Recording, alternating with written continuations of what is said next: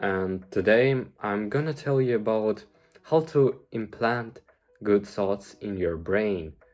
And it's really easy, but beforehand, let me tell you about one story that I have. So it was like a couple weeks ago. I was preparing for my test in physics, and it was really hard to uh, imagine myself passing this test. However, I studied a lot, but it was really hard. Then I thought of one idea that I actually read in the book, that the negative thoughts are very similar to positive thoughts. So let me explain. In this moment, when I was preparing to the test, I was thinking about negative thoughts. Like, what if I don't pass the test and the teacher will... I don't know what teacher could do with me, but I was a bit uh,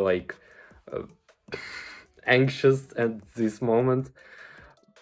But there are nothing to worry about, and also you see that negative thoughts starts with some small thing like, what if, I suppose.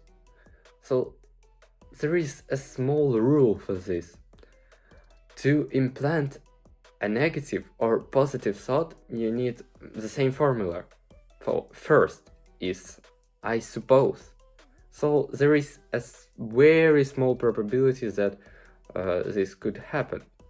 And then it's probable that something will happen. And the last one is I'm certain this is what I imagine to happen actually.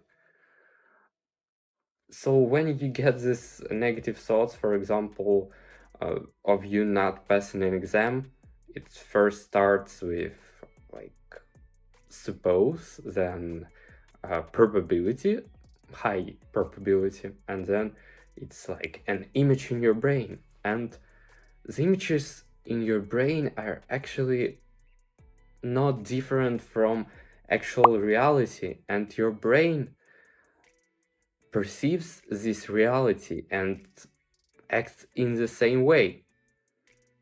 Like you give your brain the task to follow, like be negative, and you give the brain task to be negative and do wrong things. It's very simple, but it's a bit complicated because of our brain and how it processes information.